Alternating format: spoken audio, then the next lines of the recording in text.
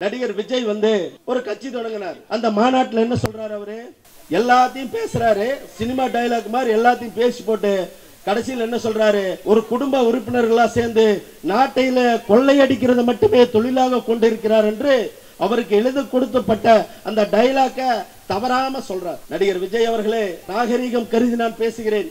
நான் படித்த வழக்கறிஞர். உங்களை ஒருமையில் பேசக்கூடாது என்ற ஒரு எண்ணத்தோடு இந்த கருத்தை நான் பதிவு செய்து கொள்ள கடமைப்பட்டுள்ளேன். தமிழ்நாடு என் பின்னாலதான். தமிழ்நாட்டில் நாங்க 2 வருஷத்துல ஆளுங்கட்சி ஆவோன்ற ஒரு மனப்பால் குடிச்சிட்டு இருக்கீங்க. தயவு செய்து விஜய் அவர்களே, உங்களுடைய நடிப்பை திரையில மட்டும் காட்டுங்க.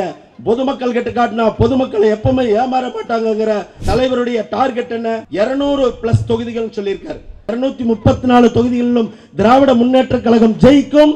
கண்டிப்பாக இந்த முறை கோவை மாவட்டத்தின் பொறுப்பு அமைச்சர் அருமை அண்ணன் மாண்புமிகு செந்தில் பாலாஜி அவர்களுடைய தலைமையில் கோவை மாவட்டத்தில் இருக்கிற 10 தொகுதிகளையும், குறிப்பாக எஸ்பி வேலுமணி அவர்களை தொண்டாமுத்தூர் தொகுதியிலிருந்து அப்புறப்படுத்தும் வரை நாங்கள் இங்க எங்களுடைய ஜனநாயக போராட்டத்தை முன்னெடுப்போம் என்று கூறிக்கொண்டு,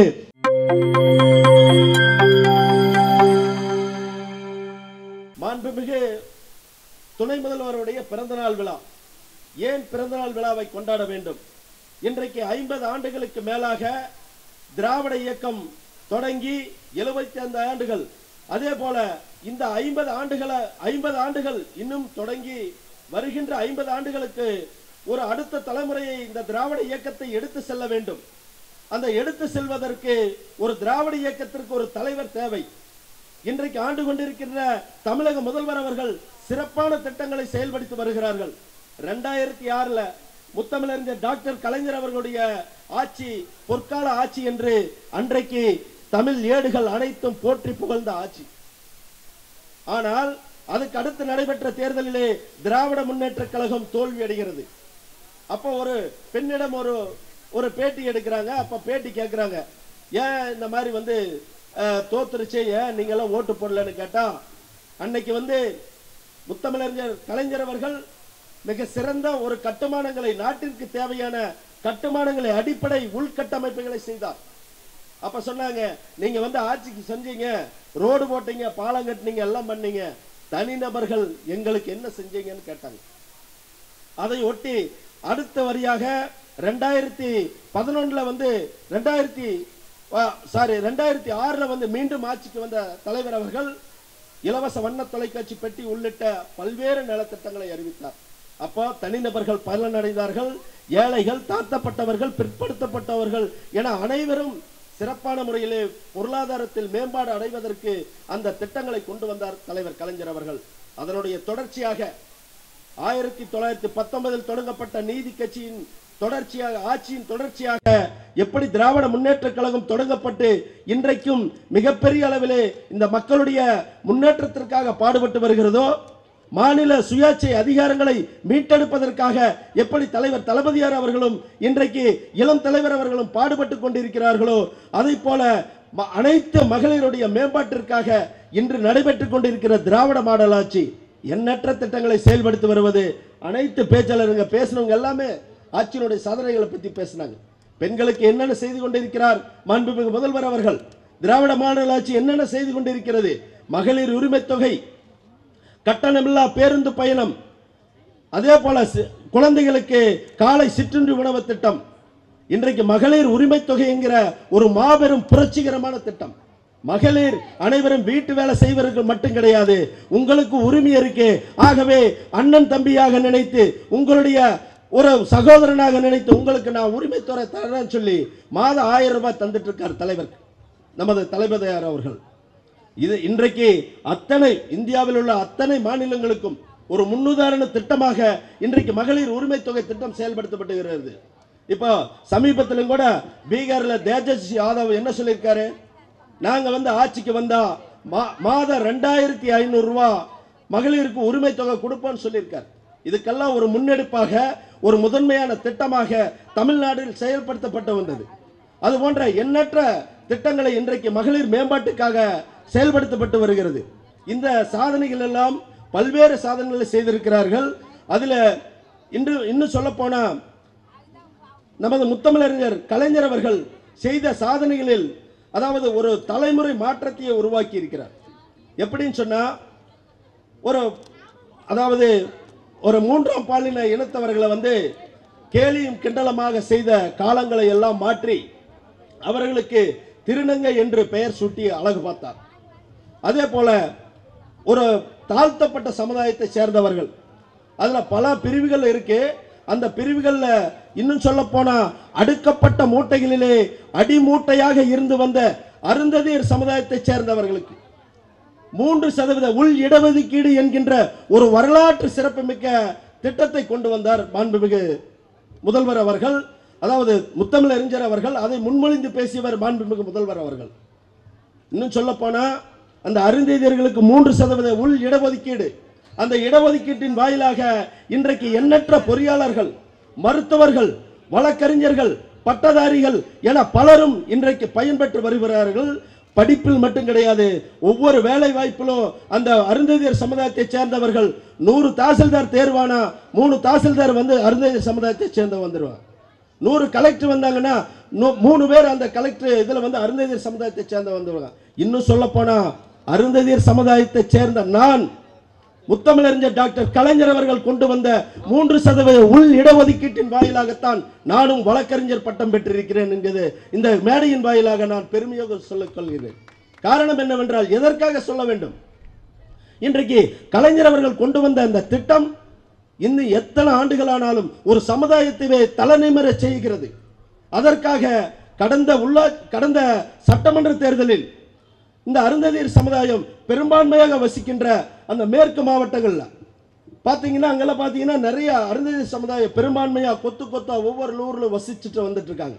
அந்த பகுதியில் பாத்தீங்கன்னா கடந்த சட்டமன்ற தேர்தலில் அருந்ததியர் சமுதாயம் திராவிட முன்னேற்ற கழகத்துக்கும் திராவிட முன்னேற்ற கழக கூட்டணிக்கும் 68% வாக்குகளை அள்ளி வழங்கினார்கள். மிகப்பெரிய ஒரு எழுச்சி. ஒரு காலத்துல பாத்தீங்கன்னா அந்த பகுதியில் அருந்ததியர் சமுதாயம் இருக்கிற பகுதிக்கு ஓட்டு கேட்கறதுக்கு போனா திமுக காரங்க போனா என்ன சொல்லுவாங்கன்னா, ஏப்பா அங்க போகாத, அதெல்லாம் மதுரை வீரன் கோஷ்டி, ரெட்டையில கோஷ்டி, அங்க போனா ஓட்டு போட மாட்டாங்க, அங்க போகாதீங்கன்னு சொல்லிட்டு இருந்தாங்க. ஆனா முத்தமிழறிஞர் கலைஞர் அவர்களுடைய அந்த 3% உள் இடஒதுக்கீடுங்கிற புரட்சிகர திட்டத்தினால் இன்றைக்கு அந்த அருந்ததியர் சமுதாயம் கொத்து கொத்தாக திராவிட முன்னேற்ற கழகத்திற்கு இந்த வாக்குகளை அள்ளி வழங்கி கொண்டிருக்கிறார்கள். கடந்த பாராளுமன்ற தேர்தலில் எடுத்துக்கங்க, கடந்த பாராளுமன்ற தேர்தலில் 40க்கு 40 தலைவர் தளபதியார் அவர்கள் அறிவித்தாரு. 40க்கு 40 நம்ம வென்றாக வேண்டும் என்று அறிவித்தார். அந்த 40க்கு 40 வென்றானது. அதிலும் வந்து அந்த பகுதியில் இருக்கிற அத்தனை அருந்ததியர் சமுதாயமும் 94% வாக்குகளை திராவிட முன்னேற்ற கழக கூட்டணிக்கு அளித்தார்கள். இன்னும் சொல்ல போன நான் பெருமையோடு சொல்ல விரும்புகிறேன், வருகின்ற எந்த தேர்தலாக இருந்தாலும் சரி, வருகின்ற எந்த தேர்தலாக இருந்தாலும் அந்த அடுக்கப்பட்ட மூட்டைகளிலே அடிமூட்டையாக இருந்த அருந்ததியர் சமுதாயத்தை கைதூக்கிவிட்ட கலைஞர் அவர்களுடைய கரத்தை வெளிப்படுத்தும் விதமாக இனி எந்த தேர்தலாக இருந்தாலும் திராவிட முன்னேற்ற கழகத்திற்கு தான் அருந்ததியர் சமுதாயம் வாக்களிக்கும் என்ற உத்தரவாதத்தை இந்த மேடையிலிருந்து நான் தெரிவித்துக் கொள்கிறேன். நான் இந்த மேடையிலிருந்து ஒரே ஒரு சின்ன விஷயத்தை மட்டும் அண்ணனுடைய பகுதி கழக செயலாளருடைய அனுமதியோடு நான் சொல்லிக்கொள்ள விரும்புகிறேன். இந்த மேடையிலிருந்து கோவை மாவட்டத்தினுடைய பொறுப்பு அமைச்சராக அங்கு பொறுப்பேற்று சிறை மீண்ட சிங்கமாக வந்து எங்களை எல்லாம் வழிநடத்தி கொண்டிருக்கின்ற அருமையண்ணன் செந்தில் பாலாஜி அவர்களுக்கும், எங்களுடைய கோவை வடக்கு மாவட்ட கழக செயலாளர் அருமையண்ணன் தொண்டாமுத்து ரவி அவர்களுக்கும் இந்த மேடையில் இருந்து நான் நன்றிகளை உரித்தாக்கிக் கொள்கிறேன். காரணம் என்னவென்றால் நான் பல மேடைகளில் பேசியிருக்கேன். எப்பவுமே வந்து சென்னையினாலே திராவிட முன்னேற்ற கழகத்தின் கோட்டை என்கிறது அந்த பகுதியில் இருக்கிற ஒரு பேச்சு. அது வந்து உண்மைங்கிறது இங்க வந்து பார்த்ததுக்கு அப்புறம் தான் தெரிஞ்சது. ஆகவே சென்னையில் முதலாக இந்த கூட்டத்தில் நான் பேசியது மிகப்பெரிய பெருமையாக கருதுகிறேன். அதுவும் இந்த பகுதியிலே பேசுவது மிக மற்றற்ற மகிழ்ச்சியை தருகிறது. ஆகவே நம்ம வந்து எந்த காலத்திலும் வந்து திராவிட முன்னேற்ற கழகம் யாராலும் அழிச்சிட முடியாது.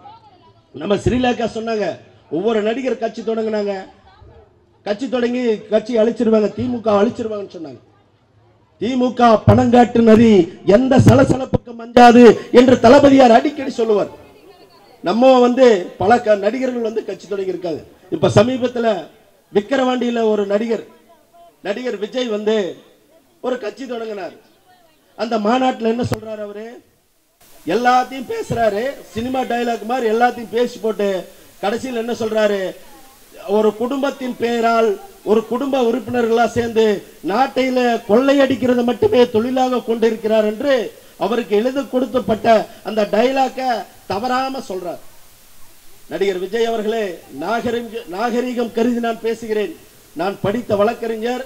உங்களை ஒருமையில் பேசக்கூடாது என்ற ஒரு எண்ணத்தோடு இந்த கருத்தை நான் பதிவு செய்து கொள்ள கடமைப்பட்டுள்ளேன்.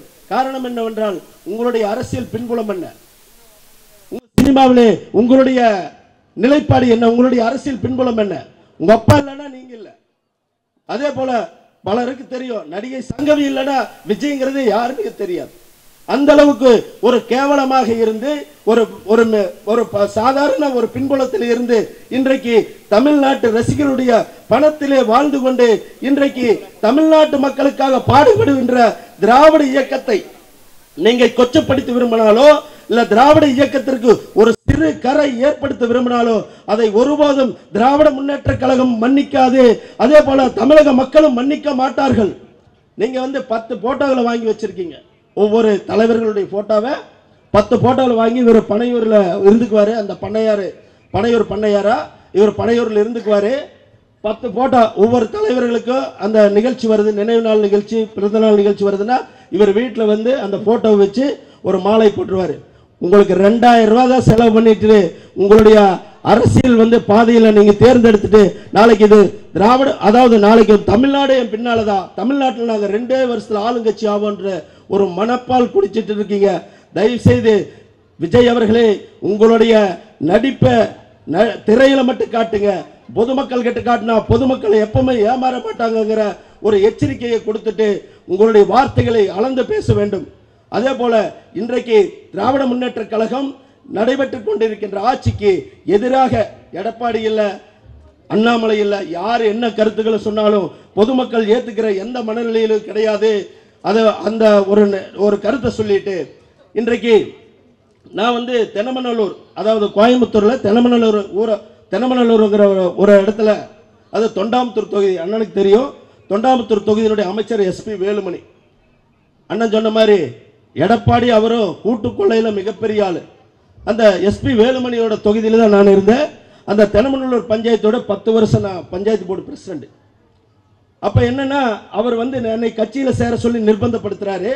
நான் ஆரம்பத்திலிருந்து என்று என்னுடைய நினைவு தெரிந்த நாள் முதல்ல இருந்து 1993 இருந்து நான் திராவிட முன்னேற்ற கழகத்தினுடைய உறுப்பினர். அதனால அந்த கொண்ட கொள்கையில இருக்கிற ஈடுபாட்டின் காரணமாக நான் கட்சி மாற முடியாதுன்னு சொல்லியாச்சு.